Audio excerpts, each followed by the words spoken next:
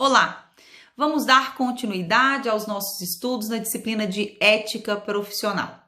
No último vídeo, eu falei para vocês sobre o advogado e as atividades privativas da advocacia. E também falei que o exercício dessas atividades privativas são restritos às pessoas inscritas nos quadros da OAB. Hoje nós vamos falar da inscrição. O que nós precisamos para fazer essa inscrição nos quadros da OAB? Acompanhe comigo os requisitos previstos no Estatuto da Advocacia. Bom, são requisitos: 1. A capacidade civil. 2. O diploma ou certidão de graduação obtido em instituição de ensino oficial autorizada e credenciada. Lembrando que essa graduação em Direito. 3. O título de eleitor ou a quitação do serviço militar, se brasileiro. 4. A aprovação no exame de ordem. Sim, esse exame que hoje é feito de forma unificada. É necessária a aprovação no exame de ordem.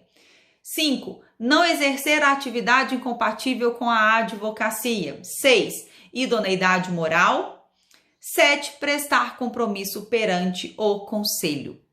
Lembrando que esse compromisso deve ser feito de forma pessoal, não sendo admitido, portanto, através de procuração. Esses, portanto, são os requisitos para a inscrição nos quadros da OAB. Uma observação também que deve ser feita é quando você não tem o diploma para já apresentar no momento do requerimento da inscrição. Nesse caso, você vai apresentar a certidão, essa previsão, mas essa certidão tem que estar acompanhada de cópia autenticada do histórico escolar. Isso é imprescindível. E também já vi de forma recorrente isso sendo cobrado pela FGV. Ou seja, eles colocam o diploma e dizem que deverá, no caso da apresentação do diploma, também a apresentação do histórico, ou então eles omitem, no caso da certidão, a necessidade da apresentação do histórico. Então, se você apresenta o diploma basta. Se você não tem um diploma, mas tem apenas a certidão de conclusão do curso em Direito por uma instituição credenciada, etc., você apresenta a certidão juntamente com o histórico escolar devidamente autenticado. Feitas essas considerações sobre os requisitos para o requerimento e o deferimento da inscrição nos quadros da OAB, nós precisamos conhecer quais são os tipos de inscrições que nós temos atualmente. E são 3 esses tipos de inscrições. O primeiro é a inscrição principal, o segundo a suplementar e o terceiro a inscrição por transferência. A inscrição principal, meus caros, é aquela que você deverá fazer no domicílio profissional. Então, você decide primeiramente o seu domicílio profissional e lá você requererá a sua inscrição principal. Mas existem algumas situações em que aquele advogado, ele atuará com habitualidade em outros estados da federação. Nesse caso, ele deverá também requerer o segundo tipo de inscrição, que é a inscrição suplementar. Então, quando o advogado exercer com habitualidade a sua profissão, ou seja, desempenhar a sua atividade da advocacia fora do seu estado, ele deverá também requerer, além da principal, a inscrição suplementar naquele respectivo estado. Vamos a um exemplo? Eu, Daniele, atuo em Minas Gerais, mas também com habitualidade exerço a minha advocacia no estado de São Paulo.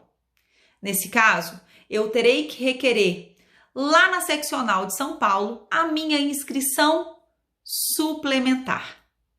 Lógico, pagando também a respectiva anuidade da seccional de São Paulo. Se eu também exerço com habitualidade as atividades da advocacia no estado do Rio Grande do Sul, lá no estado do Rio Grande do Sul, eu também deverei requerer a minha inscrição suplementar pagando aquela respectiva anuidade. Bom, vocês devem estar se perguntando, e o que é a habitualidade para a OAB? Quando é que a OAB considerará habitual a minha atividade, de modo a me obrigar a requerer essa segunda inscrição, que é a inscrição suplementar? Gente, a habitualidade será considerada quando você tiver mais de 5 causas judiciais em outro estado. Então, se você tiver mais de 5 causas judiciais em outro estado, você deverá, sim, requerer aquela inscrição suplementar. Já a inscrição por transferência é muito simples. É aquela que você requererá em caso de mudança de domicílio. Então, se você tem a necessidade de mudança, de alteração de domicílio, você vai requerer à OAB aquela inscrição por transferência. Neste caso, observem, não se trata de mais um tipo de inscrição, de mais uma inscrição. Apenas de transferir aquela inscrição de um domicílio profissional para outro domicílio profissional, o que é diferente da suplementar, porque na suplementar você tem uma segunda inscrição. Você tem a primeira, que é a principal, e você deve requerer uma segunda, que é a suplementar, tá? Aqui na terceira hipótese, que é a inscrição por transferência, você mantém uma única inscrição, porém, você vai pedir a transferência dessa inscrição em razão da alteração do domicílio profissional. Após o deferimento da inscrição, nós podemos nos deparar com duas situações: a necessidade de cancelamento dessa inscrição e de licenciamento do advogado.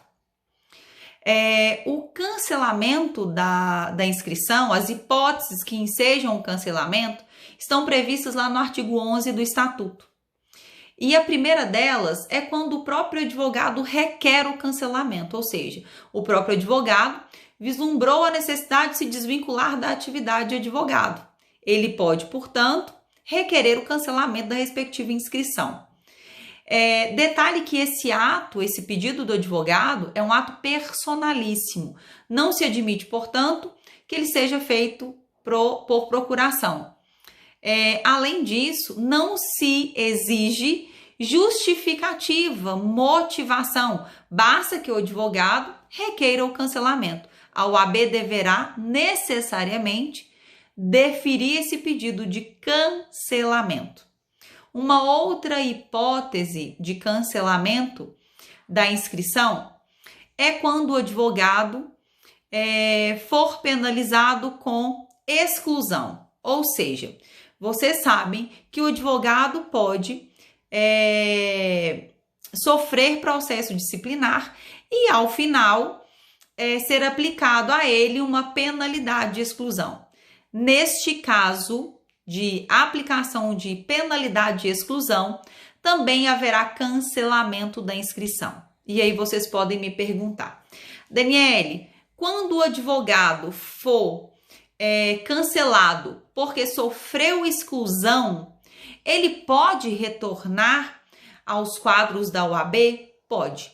Depois de cumprida a penalidade e requerida a sua reabilitação, ou seja, se ele se submeter a uma prova de reabilitação, lembrando que essa prova de reabilitação não significa prova da OAB, exame da OAB, tá? Mas uma prova de reabilitação que será aplicada a esse advogado, ele pode sim retornar aos quadros da OAB. Agora, se essa exclusão se deu por prática de crime, além dessa reabilitação junto à OAB, ele também deverá demonstrar a sua reabilitação criminal. Outra hipótese de cancelamento da inscrição é o falecimento do advogado, né? Então, falecendo o advogado, a sua inscrição será cancelada. E o exercício em definitivo de atividades incompatíveis com a advocacia também será motivo de cancelamento da inscrição quando o advogado perder qualquer um daqueles requisitos do deferimento da inscrição. Quer ver um exemplo? Vamos imaginar que o advogado ele é acometido por uma doença mental incurável. Neste caso, a sua inscrição deverá ser cancelada porque ele perdeu um dos requisitos exigidos para o deferimento da inscrição, qual seja o da capacidade civil. Agora, lembrando que nessa hipótese, se o advogado for acometido por uma doença mental curável, não será hipótese de cancelamento da inscrição. Esse advogado será licenciado, tá? Mas não haverá o seu cancelamento. Vale lembrar, meus caros, que nos casos de cancelamento da inscrição, quando há um novo pedido de inscrição, não se restaura o número da inscrição anterior. Porque quando a gente faz a inscrição e tem deferida a inscrição, a gente recebe um número. Esse número, portanto, quando a gente tem inscrição cancelada, ele se perde, tá? Se você requer uma nova inscrição, você receberá um novo número de inscrição. Já o licenciamento, por sua vez, que é uma outra situação que pode ocorrer durante o exercício da advocacia, tem as suas hipóteses previstas lá no artigo 12. E a primeira hipótese é naquele caso em que o próprio advogado requer uma licença. Ele requer a licença para o exercício da advocacia. Só que neste caso, guardem bem, essa licença deve ser justificada. O advogado, portanto, deve justificar ao OAB as razões do pedido de licença. Uma outra hipótese é quando o advogado passar a exercer em caráter temporário, aqui não definitivo, porque o definitivo enseja cancelamento, mas temporário, a atividade incompatível com o exercício da advocacia.